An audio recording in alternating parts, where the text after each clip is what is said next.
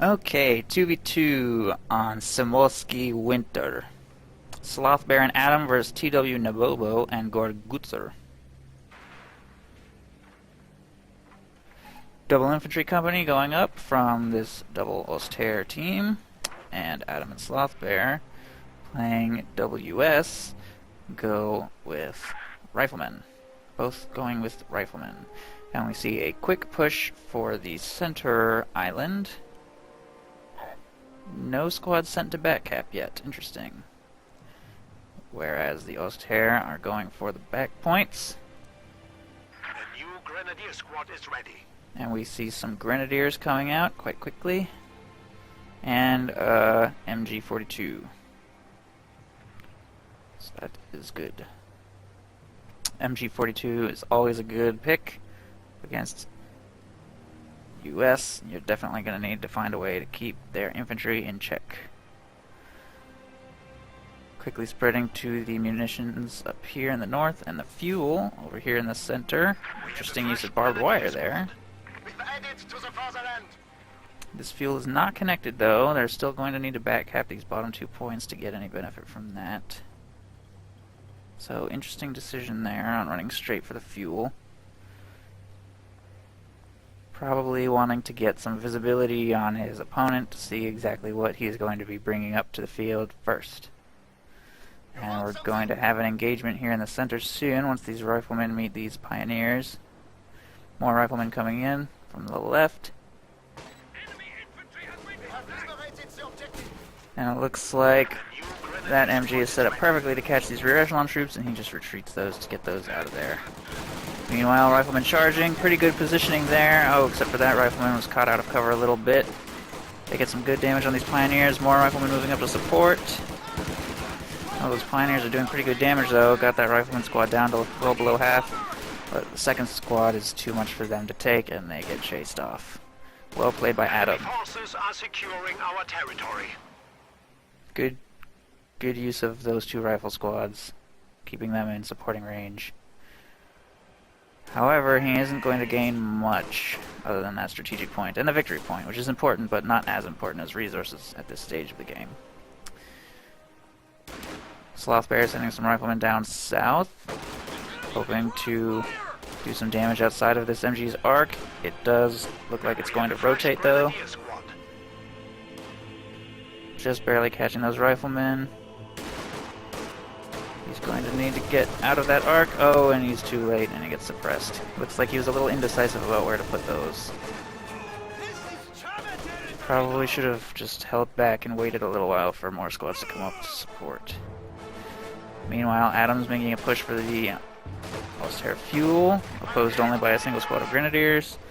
Pioneer's a little out of supporting range, and this MG42 sort of oddly placed a little too conservatively to help in this fight. It looks like he's going to get overwhelmed. Rear echelon troops taking the brunt of the firepower there, and they get chased off. So it looks like the US are going to secure the north half of the map until the Austere makes a coordinated push for it. These riflemen hold up in this building are going to try and hold off this huge coordinated assault right here. 2 MGs, 3 squads of Grenadiers. I don't know how long they're going to be able to hold out against that. If some squads don't move in to respond, and these riflemen do evacuate the house. So the Austere are taking over the center island for the fatherland.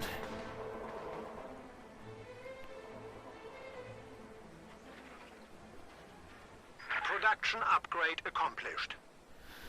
Looks like they're tagging up as well, roughly simultaneously. The US players, if we take a look, no lieutenant yet there. We do see a lieutenant coming out of Adam's platoon command, so possible that Sloth Bear is holding out for a captain. In 2v2, I find it's always a good idea to have one player go for the lieutenant and the other go for the captain, so you can have a very mixed force. And then when you push together, you can generally fulfill whatever role your teammate does not.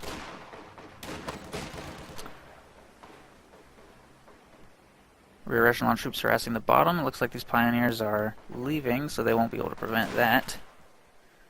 And we do see a relatively quick ambulance from Adam as well. Some players will wait until they have a major to get an ambulance, since they like to be able to retreat to their ambulance. We do see a pretty quick ambulance there. Adam getting quickly suppressed. May have been a little premature in moving up to that wall. None of these squads are quite in range to support. However, he's not retreating them, he's holding out. And there he goes.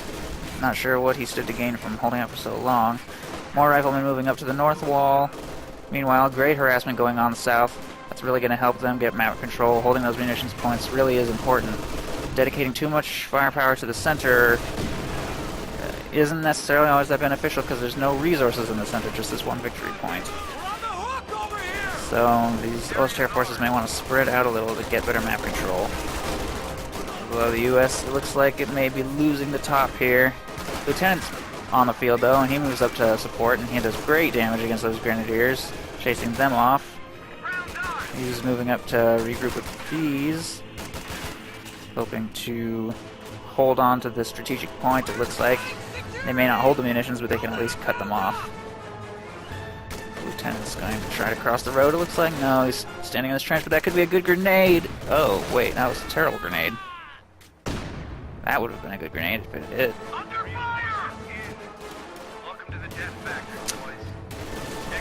Gorgutzer's forces moving to the south. Oh, nice grenade, catching that one-man squad off guard. He must not have been watching that, and he loses the full squad. You better get that other squad out of there, too. Pulls up in the building. Interesting. He probably could have just stood and fought. I'm not sure why he did that. And Gorgutzer really needs to get this squad out of there. I can't believe he hasn't noticed this yet. There it goes. Setting up barbed wire on the green cover, although looks like he's going to be walking right into this machine gun's arc here in a moment. Meanwhile, Nabobo is doing a good job of taking over the top. Looks like Adam has not managed to respond to that just yet, although he is regrouping at his ambulance. And he is probably going to make a push for that and also the enemy fuel very soon. And it looks like we see an AA half-track on the field as well. Sloth Bear, however, has gone straight for Captain, as I suspected, and he's probably going to go from that straight into a Stuart, which he does have the fuel for now. In fact, I wouldn't be surprised if he started building that any second. And possibly also some AT guns or a pack howitzer. Although I honestly would not recommend getting the pack howitzer under any circumstances. It is not nearly good enough to justify 480 manpower cost, especially when you've gone airborne, which is pretty manpower expensive commander. You want to use that manpower on your paratroopers and your other call-ins. You really don't want to waste it on this unit, in my opinion. Pathfinder's moving up, getting some good snipes. Already 2 kills. They have a really good chance of picking off an enemy unit if it's already injured. Lots of barbed wire and defensive positions going up down here, but he does get flanked by this set of grenadiers. He uses volley fire, but I think that was a mistake. Volley fire has no effect on units in green cover, especially at range. He needs to just retreat that squad. He's not going to see any benefit from doing that at all.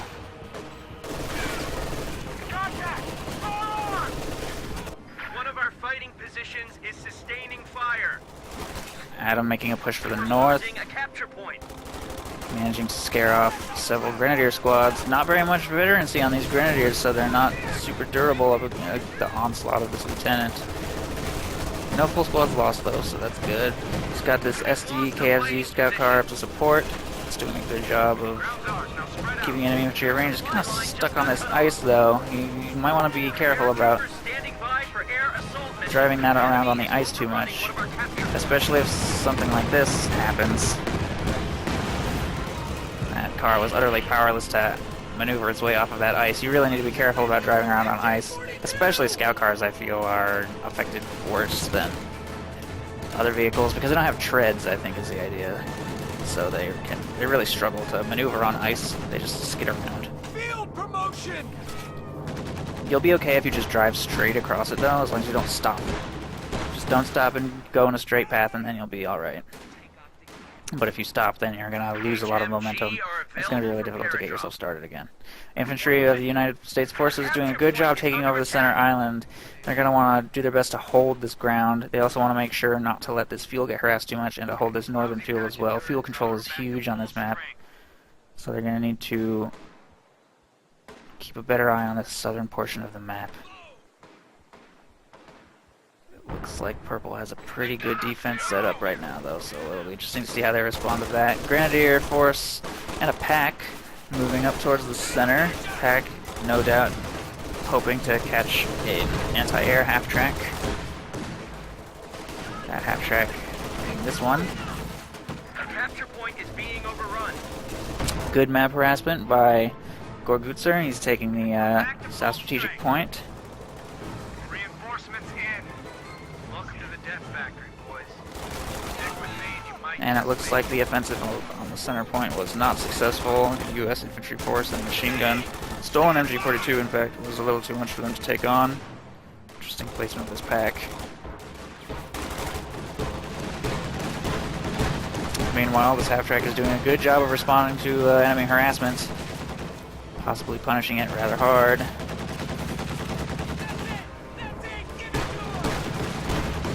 And indeed, that full squad goes down.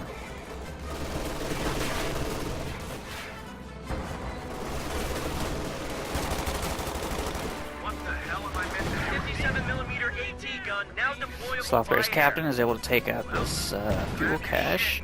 And it looks like the anti-air half-track is going to coordinate an assault with Sloth Bear's infantry, and they're going to assault the south point, although it looks like Sloth Bear's charge is a little premature and takes a lot of casualties there. Adams' rifleman also getting suppressed. He really needs to move that up just a little more. Flank this cover. Oh, good flank by the lieutenant, though, forcing an early retreat. Good move there by Adam. Nice flank. Although he needs to pay attention to his capturing rifleman squad or it's going to go down. That's going to hurt. So he pays dearly for this assault on the south point, and it looks like the Stug is arriving just in time, chasing off that anti-air half-track. Oh, misses just by a hair. And it looks like these tank traps planted a long time ago are going to... no, not quite. If he had planted one more, that would have forced it to sort of slow down. But horrible accuracy on that Stug against this light vehicle. It just can't quite track on it. Oh, good shot by that AT gun, too. Perfectly placed. Oh, but it misses the second shot. Let's see if it gets a third off. It does get a third off, but it misses as well. Hits the building. Could have been a close call for that Stug, but thanks to some bad accuracy all around. No serious losses on either side. Meanwhile, it looks like the Nabobo's Grenadiers are doing a good job pushing the center. This house, they've lost control of this house, and they've holed up back up against this wall. It's interesting that this ambulance hasn't moved up at all, but we do see that a forward retreat point has been established by Adam. So that's good. Changing mags! God damn it! Someone get us out of here! Shift your fire! And Nabobo is making a push for their fuel once again, which is of course extremely important. Repairs going on this Stug, and these Pathfinders are capping in the safety of this crater, so they're cloaked. Good move by, well played by Sloth Bear there, capturing that point. Cloak. Ooh, good shot by that AT gun on the Stug. He does react just in time though. Reinforcements in. Welcome to the Death Very solid play by both sides. Very few silly mistakes. Everyone's playing very safe.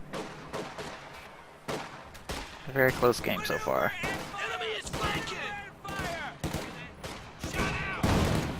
Oh, sniping infantry with that AT gun. Grenade going out on the MG, bringing it down to 2 guys, and severely wounded.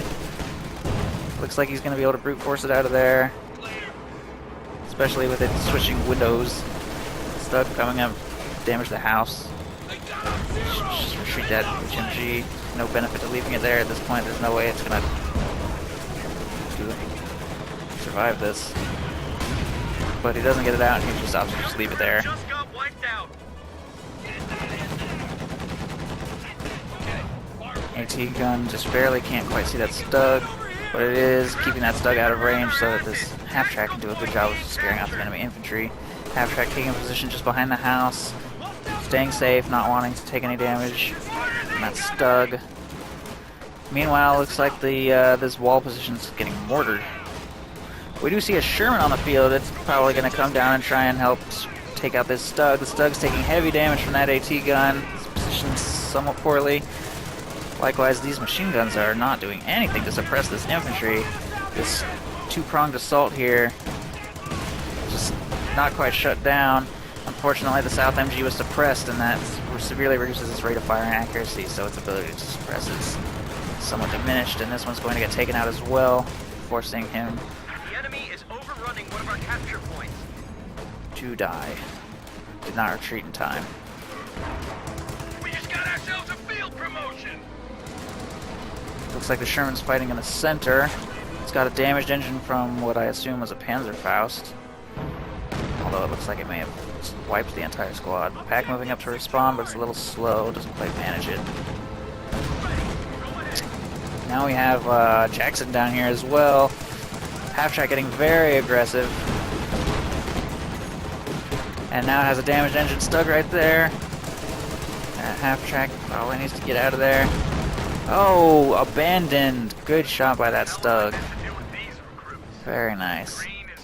Still repairing even in combat, but he needs to stop or those riflemen are going to punish his pioneers. Oh no. Oh, pop smoke on the Stug. Nice. And very nice. And the pioneers do get away. Very well played there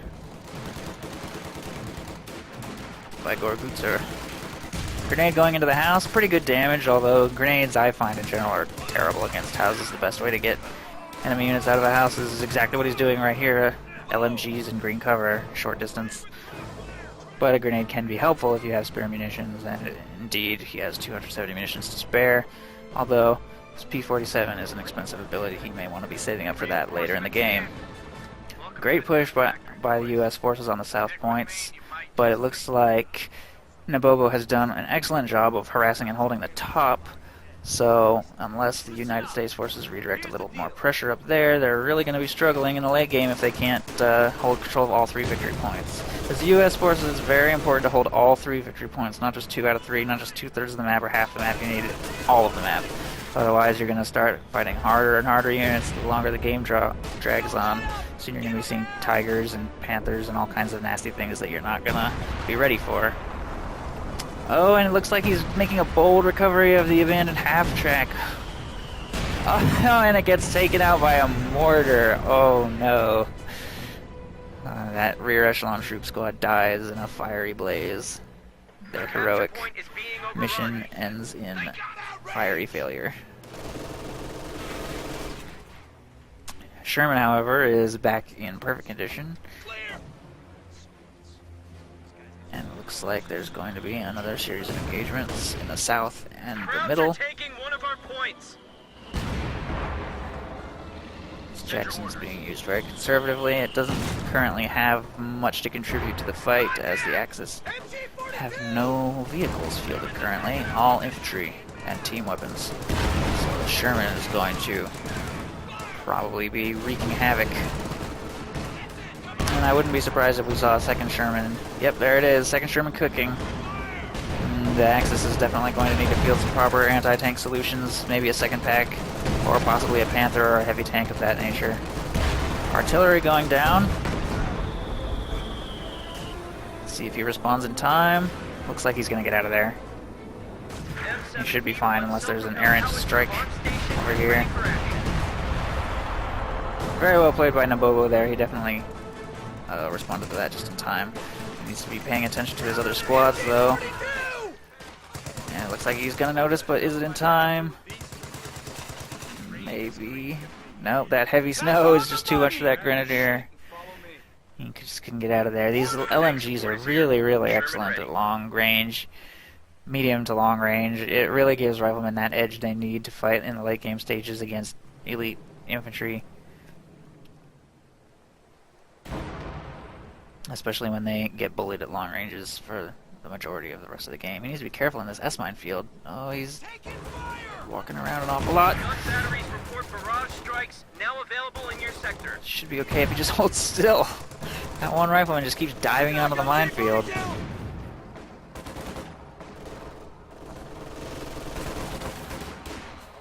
think he doesn't realize that you only dive on top of live grenades, not mines that are just sitting harmlessly in the field.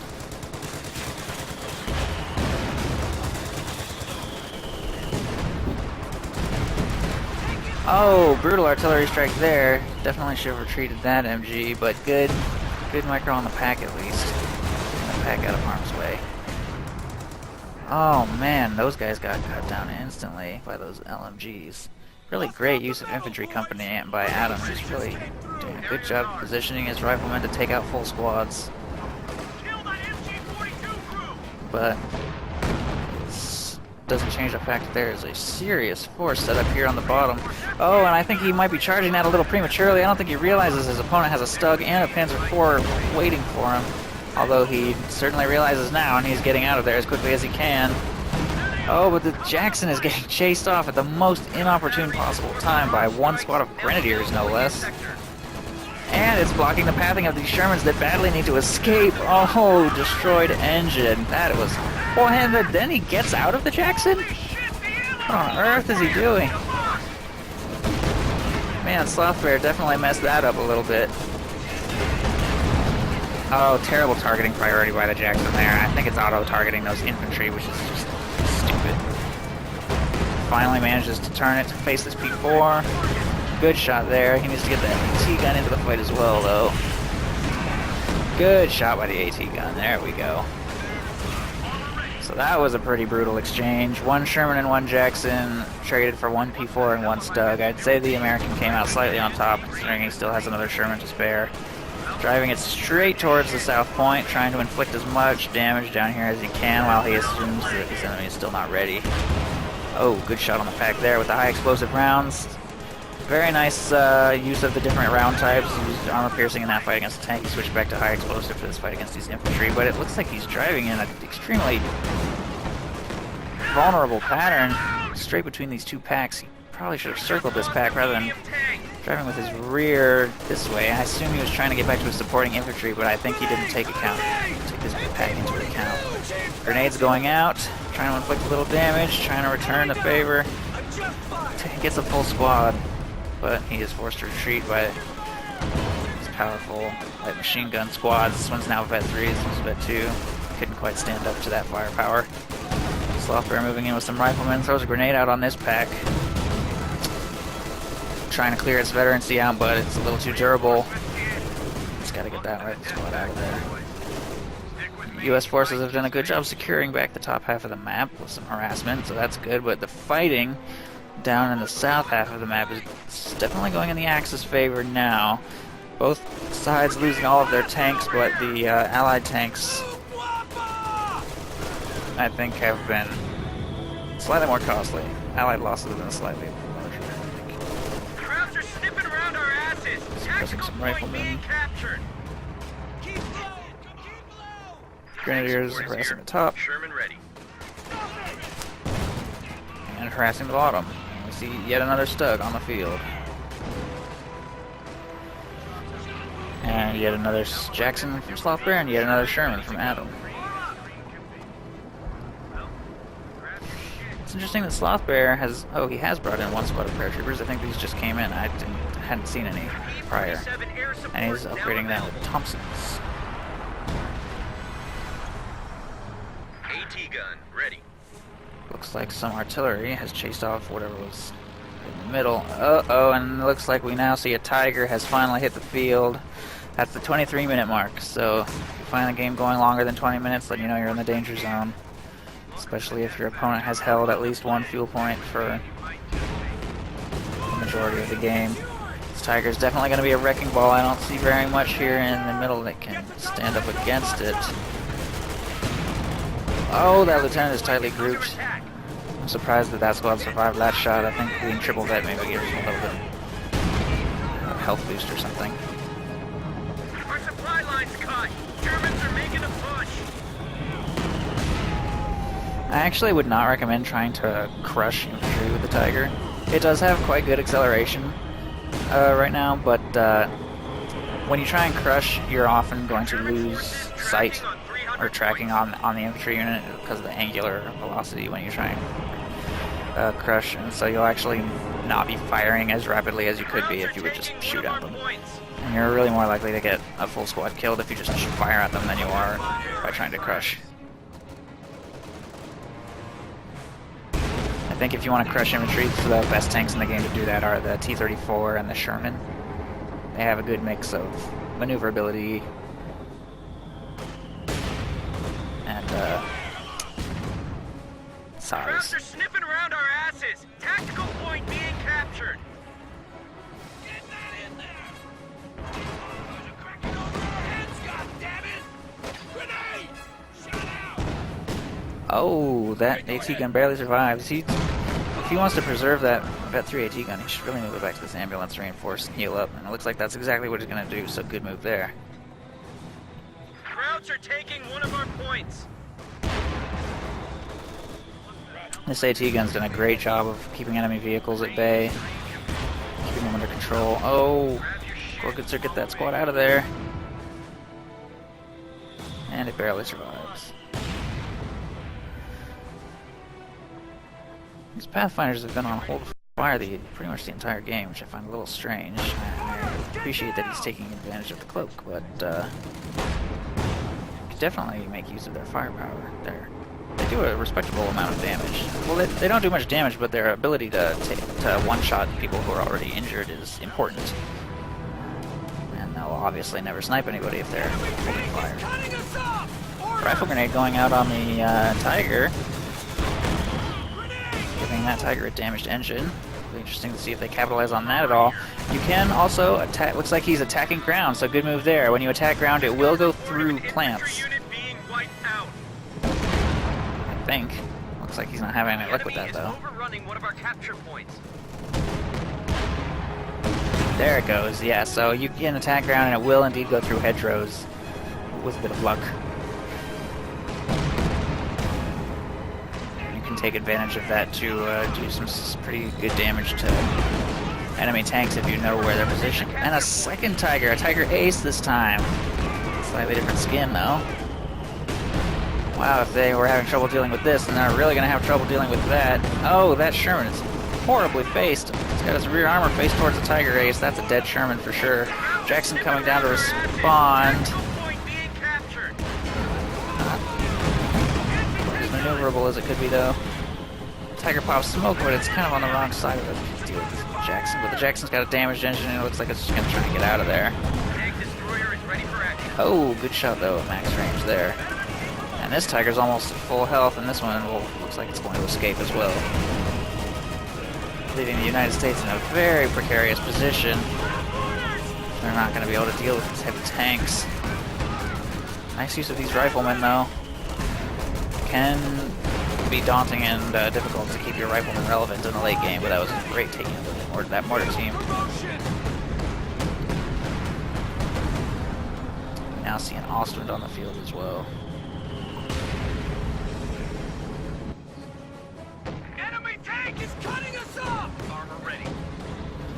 Second Jackson hitting the field, definitely a good choice.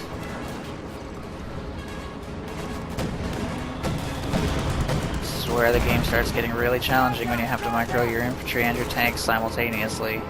Try not to lose any full squads. And try not to lose any tanks. We lost an infantry unit. They got wiped out. Great use of these Jacksons by Sloth there. He's doing good damage. Generally unpunished, it looks like. Nabobo Min, you have not even noticed that. Getting hit again. Looks like he's using attack ground. He just knows where it is. Oh. Looks like that pack finally realized what was going on. Oh. Oh, destroyed engine on the Tiger though. He needs to get that. You should really back that up though. Oh, that's a shame. He's backing that up. There's no way he's gonna let that Tiger survive. He's gotta get in there and kill that. No way, move an AT gun up or something. He must not have even realized he destroyed its engine. Oh, they really... Oh, that's such a shame if they actually let that get repaired. Grenadiers moving up on the south. This... Huh, they get chased off by fake smoke. Looks like they got faked out a little bit there. Great use of fake smoke there, Rifle squad waiting for chasing orders. off 2 vetted and upgraded grenadier squads, making way for the U.S. infantry. Although there is still an Ostwind here defending. It's a largely unsupported Ostwind, though. Now that that infantry is retreated, they should definitely move some tanks down there to take care of it.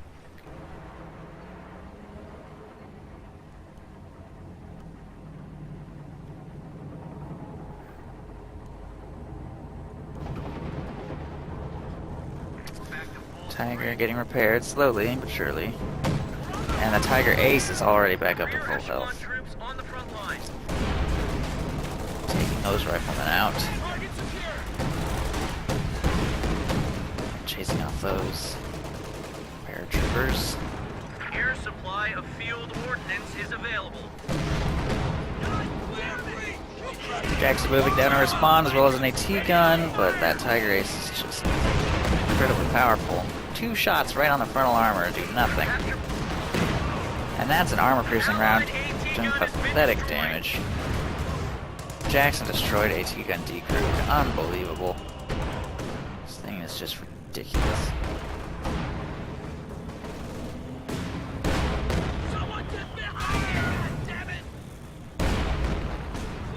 Prepares it back to full as if nothing happened.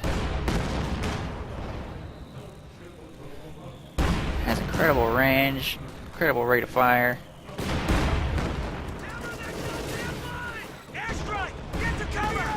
Just nothing that can stop it. And there you have it, GG. We lost an infantry A Tiger from both players. got wiped out. And it really comes down to them being able to hold their half of the map. It's extremely important to hold both fuel points and all 3 victory points as long as you can. Otherwise, you will find yourself eventually getting overwhelmed by heavy tanks. And you can, of course, mitigate that by building more Jacksons, better use of your Jacksons. I mean, there was a point when this Tiger had a destroyed engine. We lost a gun crew. It should have been destroyed. It wasn't destroyed. A few other critical mistakes with your armor. The United States just kept on losing their tanks. Every single engagement, Allied tanks would get taken out, and you really can't afford to lose your tanks. You need to get them out of there. You need to do what damage you can and then escape. We just lost a If you unit. keep throwing your tanks away, eventually you're gonna run out of steam, and the enemy's armor is just gonna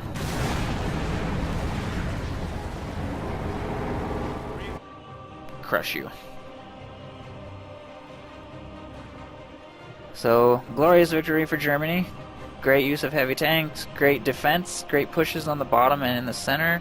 They did a good job of harassing the top when they couldn't quite hold the bottom, and they did a good job of holding the bottom when the U.S. was retaking the top and mustering their forces and having a good coordinated defense and coordinated pushes. Really well played there by the Auster, and really good use of these Tigers. I think that Tigers are a little on the strong side currently versus the United States.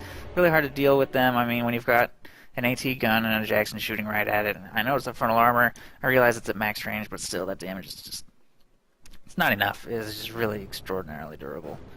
I think, considering all of the anti-tank that was being laid on the Tiger Ace when it was back over here and it still escaped with just a sliver, it's a little ridiculous, but that's just my opinion. Ostwind didn't really get to see much combat. Great use of grenadiers, great harassment, great use of infantry. I think this was really well played by both sides, and I think that it was a really exciting game. So, thanks for watching.